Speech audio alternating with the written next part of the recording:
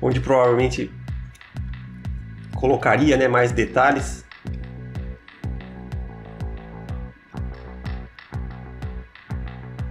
Mas até que ficou legal assim também. Se colocar muita luz também, sumiriam todos os detalhes, né? Aqui uma layer de luz para os olhos. E essa aqui, eu acredito que seja a layer, talvez a mais importante. Nós vamos abrir ela depois, então. Aqui no caso a outra parte, né? Que já estava pintada. E ela está desfocada em cima. Será que tem um blur aqui? Uma espécie de Gaussian blur. Porque o primeiro foco, né? Tudo que está muito próximo ou muito longe, essas coisas elas sofrem uma espécie de embaçamento, vamos dizer assim, né? A gente dá esse blur no primeiro plano. E automaticamente o segundo plano ganha mais destaque. E aqui os detalhezinhos, né? Eles estavam antes embaixo do blur, só que não ficou muito interessante. Então nós deixamos eles acesos. E aqui no caso é a layer que nós estávamos falando, né? Que é a mais importante, provavelmente a layer do vidro, né? Porque isso aqui é um espelho. E olhando assim, os tons não estão tão diferentes. Então, quando você liga ela, percebe que automaticamente os tons eles são empurrados um pouco mais para baixo. Então você perde um pouco aquele salto que você deu no segundo plano, mas você mantém a ideia do que está sendo contado com o desenho, não é mesmo? Então basicamente são essas aqui as duas pastas mais importantes. E eu acredito que as outras layers elas são apenas complementos e detalhes, né?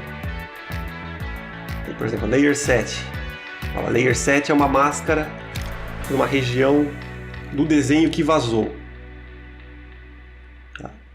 Tem que ficar atrás do vidro. Layer 7 foi uma layer de correção. Paleta de cores. A gente pode ver aqui as cores que estavam sendo usadas. Quais foram as cores finais, né? Então utilizamos essa cor e depois um Hue Saturation de -41. Mesma coisa vale para todo o cenário, para todas as partes do desenho. É legal ter isso anotado, né? Caso você vá redesenhar de novo. Por cima tem agora essa layer de ambientação, vamos dizer assim, que eu ainda não encontrei como fazer isso aqui no Clip Studio Paint, né? Mas no Photoshop é aquele blend, né? Um blend de camadas, né? Chamado Color, que é um modo é um jeito, assim, vamos dizer, né? De você equalizar os tons, né? Para que eles fiquem parecendo que estão sobre a mesma fonte de luz. Mas, por exemplo, eu peguei uma referência dele aqui. Eu vou ativar ele agora. Vocês vão dar uma olhada como vai ficar essa imagem. Esse aqui é o Color 100%. Geralmente não se usa ele no 100%, exatamente por causa disso. Aqui eu acho que está bem pequeno, não vai dar para ver, mas se você estiver com o Photoshop ou um software que tenha aqui essa Color Wheel um pouquinho maior, você vai ver que não importa a cor que você pegue aqui, ela movimenta, né, para cima, para baixo, ela movimenta nas diagonais, mas o Hue Saturation dele não move tanto. A movimentação é bem limitada, observe ali. Muito pouquinho que ele mexe. E só mexeu em extremos. Por isso que geralmente quando você utiliza o Color Mode, você vem na opacidade dele aqui e olha, já dá uma derrubada, já dá naquilo que você quer. Porque você quer ambientar o desenho, mas não quer perder os tons que você colocou. No caso dessa imagem, né? A menos que você queira fazer assim, de repente, tudo azul mesmo. Ou qualquer outra cor, né? E o legal do Color Mode é que você pode alterar o hue dele a qualquer outra cor que você quiser. Então tem essa layer aqui de ambientação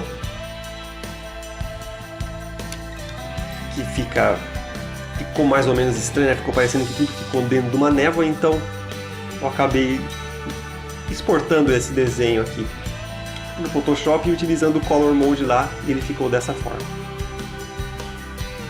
Muito próximo daquele que a gente usou aqui, né? Diminuindo só a opacidade aqui. Então posso deletar essa layer, vamos tirar ela de lá. E esse aqui é um ponto que você praticamente já está com o desenho finalizado. Tudo que você colocar aqui a mais vai ser só detalhes, né? Como por exemplo essa layer de luz. Foi uma opção porque eu achei que tinha perdido um pouco assim as cores depois que entrou a layer de color, né? E uma borda para ajudar a fazer esse in-frame, né? Esse enquadramento. E essa layer 8 eu acho que não é nada. Bom, então foi isso, né? Essas foram as layers que nós utilizamos para fechar essa ilustração. Foi uma ilustração para um concurso de arte que eu fiquei devendo aqui de mostrar, né, como ficou organizado nas layers, né? Nos próximos vídeos eu acredito que nós vamos fazer aquela ideia de desenhos passo a passo, né? Então, não exatamente um guia de como desenhar, mas vamos mostrar assim como que a gente pega um desenho do zero e traz ele para esse estágio, né? No caso do zero, seria aquela parte dos rascunhos que nós mostramos no início, né? O rascunho, até antes do rascunho, né? Você faz muitos rascunhos até chegar nessa composição final. Bom, então é isso. Até o próximo vídeo.